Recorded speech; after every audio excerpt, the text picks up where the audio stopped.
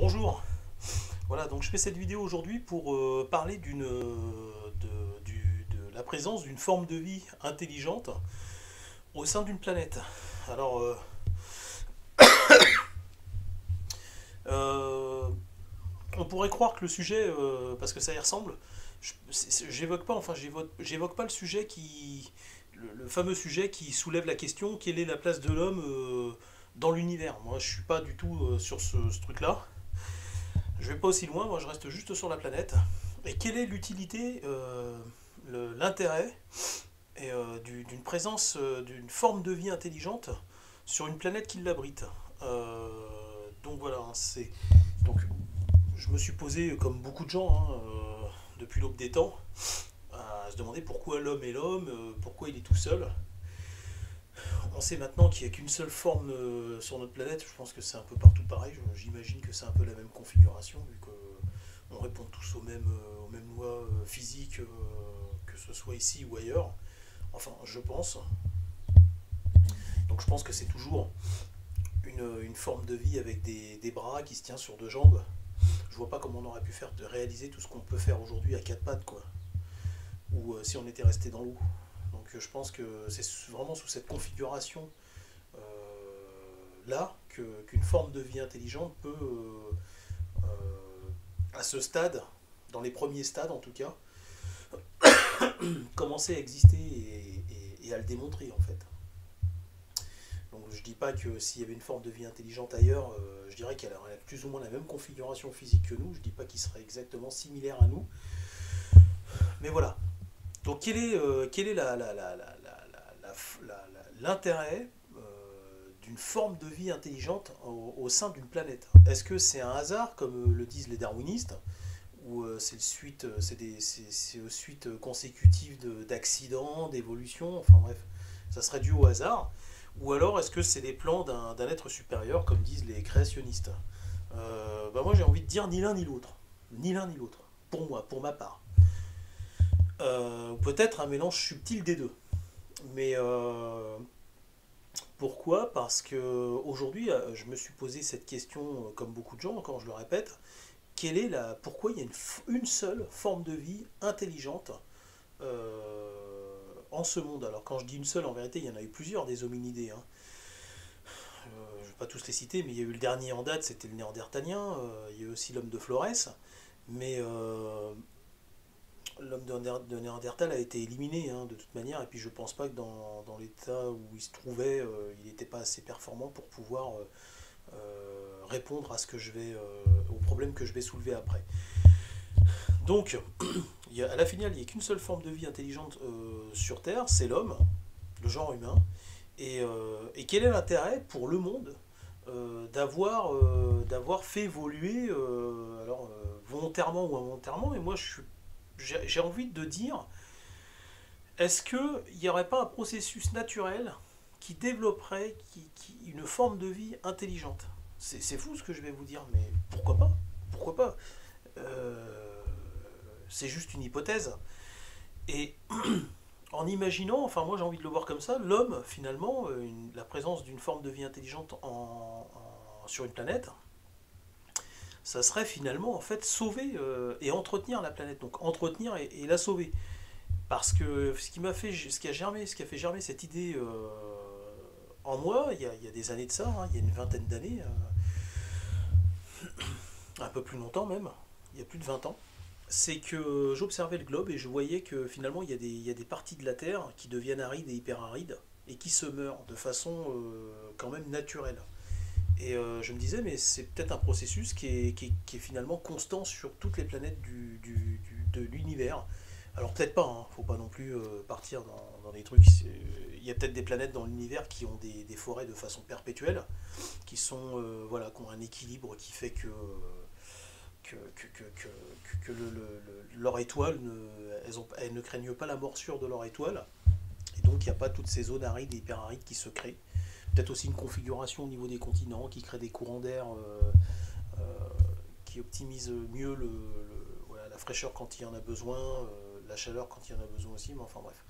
Voilà, sous une certaine configuration, peut-être que ça existe. En tout cas, quand on regarde la Terre, on est tenté de se dire qu'on a la preuve par A plus B que, effectivement, il y a des endroits qui se meurent, les endroits les plus exposés, hein. Et puis après, il y a d'autres facteurs qui rentrent en compte. Et bien aujourd'hui, moi j'ai envie de vous dire que ce que je pense, c'est que l'existence d'une forme de vie intelligente sur une planète, elle est là pour entretenir et sauver la planète. Et alors, c'est quelque chose qu'on n'aurait pas pu dire il y a encore 100 ans ou il y a encore même 80 ans. Mais aujourd'hui, depuis à peu près même une vingtaine d'années, on peut le dire assurément, le genre humain peut sauver le monde. Il peut sauver le monde. Et là, il fait absolument le contraire de ce qu'il faut faire. C'est-à-dire que le projet Veine du désert, et je vais y venir dans la prochaine vidéo, mais tout commence dans cette vidéo-là, dans l'explication du projet Veine du désert, c'est que en fait, au lieu de l'homme, l'activité, la présence humaine, elle est néfaste dans les endroits où il y a des forêts, d'accord? Par contre, elle est bénéfique dans les endroits arides et hyperarides. Pourquoi? Parce que l'activité et la présence humaine dans les endroits arides et hyperarides peut redonner vie à ces endroits-là, justement. Vous voyez? Donc, l'idée, ça serait de déplacer l'homme dans les zones arides et hyperarides et rocheux. Il y a des endroits comme en Himalaya ou les zones où il n'y a rien qui pousse, hein, c'est que de la roche. Donc il y a aussi, donc, quand on parle de zones arides, c'est pas forcément des zones chaudes, ça peut être aussi des zones où il fait froid, mais où c'est que de la roche. C'est-à-dire c'est des endroits qui sont relativement stériles. Donc l'idée, ça de commencer par le Sahara, par exemple, et d'investir ces zones arides et hyperarides et de leur redonner vie. Et ça, je l'expliquerai en détail dans le projet Veine du désert, dans la vidéo finale concernant ce sujet. Et donc en fait voilà, ce que je veux dire dans cette vidéo, c'est que je suis intimement convaincu, je vais même encore une fois aller plus loin, même si je parais prétentieux, c'est pas grave, parce que je sais que je le suis pas, mais moi c'est ma croyance, c'est ce que je pense. Je pense qu'une forme de vie intelligente au sein d'une planète, elle est là pour entretenir la planète et pour la sauver. Elle n'est pas là pour pourrir la planète et pour la détruire. Ce qui est tout à fait un paradoxe parce qu'en faisant ça, on se passe la corde au cou. Vous avez vu, j'ai du mal à respirer. Là, il fait de plus en plus chaud. On est au mois de mai, là, 2022. C'est horrible, quoi. Il fait presque 30 degrés, quoi. Je n'aime pas trop ce temps-là. Moi, j'aime bien la fraîcheur. Pauvre de moi. Ça me réussit pas, le réchauffement, moi. Mais en tout cas, toujours est-il que l'idée du projet Veine du désert, c'est de déplacer l'homme et l'activité humaine dans les zones arides et hyperarides, et d'abandonner progressivement, mais malheureusement on n'aura pas le temps, hein, parce qu'on a fait trop de dégâts, d'abandonner, je vais le dire progressivement normalement, mais progressivement mais rapidement, les zones comme la France, l'Europe, les zones boisées en fait, où les terres sont arables. Et on a déjà fait beaucoup de casse, comme je le disais sur une vidéo précédente, on est déjà à 25% d'urbanisation sur le territoire français. Alors je ne vous parle pas de la Belgique, hein. La Belgique, ça doit être 80% de la Belgique. L'Allemagne, c'est pareil, on doit être pas loin des 70%. Enfin, je sais pas, je ne veux pas vous raconter de bêtises, mais quand vous regardez l'Allemagne, c'est pas un pays immense, hein. C'est le pays où il y a le plus d'autoroutes, je crois, au monde, il me semble, sans compter les villes. Voilà, il y a l'Angleterre aussi, donc il y a eu de la casse, on a fait beaucoup de casse et on continue à délivrer des permis de construire, on continue à construire. Le réchauffement climatique, il faut bien comprendre que c'est pas, c'est des conneries ce qu'on vous dit quand on vous parle du réchauffement climatique, on vous dit que c'est le CO2, les machins. Mais bien sûr, évidemment, mais qu'est-ce qui crée tout ça? Qu'est-ce qui crée tout ça? C'est l'urbanisation. L'urbanisation, elle crée des foyers qui vont consommer de l'électricité, qui vont utiliser de la flotte, qui vont utiliser qui vont aller acheter, qui vont consommer de plus en plus, qui vont acheter des voitures. Je vous rappelle qu'une voiture, elle est aussi dangereuse à l'heure actuelle quand elle roule que quand elle ne roule pas. Parce qu'une voiture, quand elle roule, bah, forcément, elle consomme et elle crée des échappements. Ces gaz à effet de serre, mais en plus sont mauvais pour nos poumons, hein, ces gaz. Et mais quand elle est à l'arrêt, la voiture, c'est une serre, c'est-à-dire que la carrosserie plus l'intérieur de la voiture, c'est un four. C'est un four. Et ça génère de la chaleur en plus. sans parler encore une fois de toutes ces zones qui sont bitunées, de toutes ces zones qui sont oui, goudronnées, de toutes ces zones qui sont bétonnées.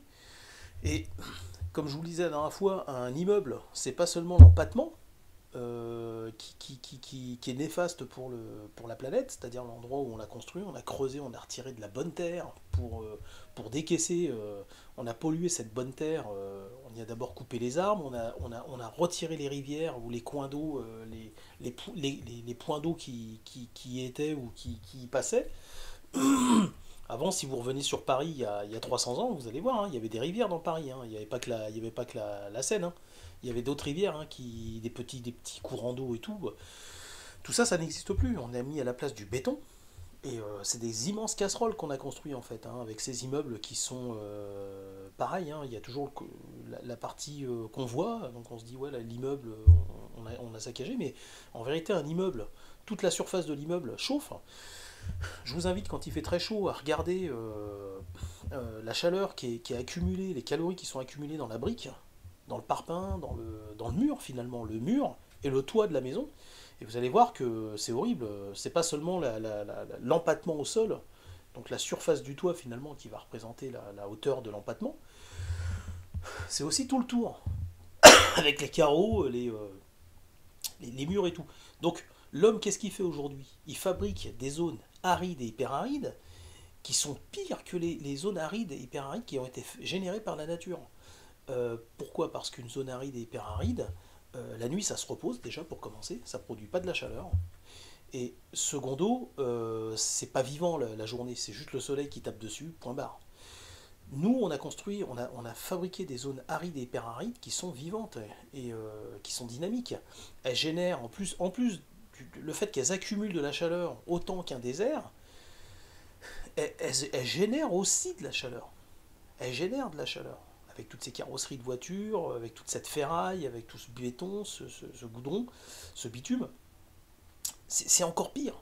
Donc j'aimerais vous sensibiliser par rapport à ça et vraiment que vous vous rendiez compte que les zones urbanisées que l'homme crée, comme New York, comme l'Île-de-France, comme Berlin, Londres, et malheureusement tout le monde a repris ce schéma partout aux quatre coins du monde, tout le monde fait pareil maintenant, tout le monde fait la même erreur, eh bien en fait il faut arrêter ça. Il faut arrêter.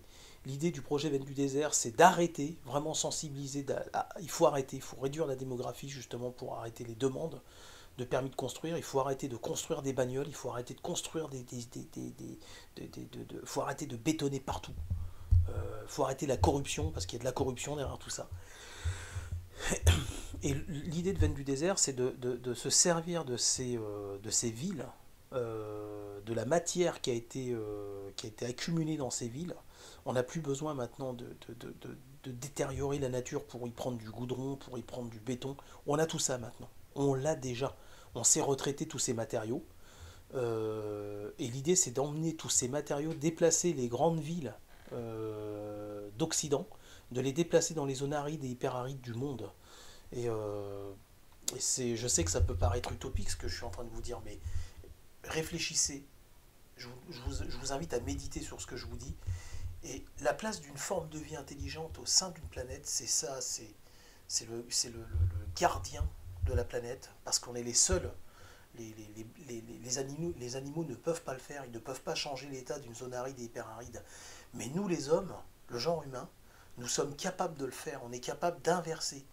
On est capable d'aller s'installer dans les zones arides et hyperarides et de leur redonner vie. On est capable de le faire.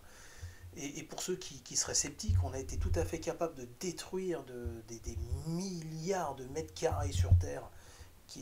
On a fait le contraire de ce qu'il fallait faire. Il ne fallait pas s'installer dans les zones, enfin on ne le savait pas il y a encore 100 ans, mais aujourd'hui en plus on en est tout à fait capable. Il faut aller s'installer dans les zones arides et hyperarides. Une forme de vie intelligente, sa place, elle est dans les zones arides et hyperarides du monde. Voilà. Voilà, je ferai la prochaine vidéo sur le projet Veine du désert, c'est la finale. Je vous remercie, puis à bientôt.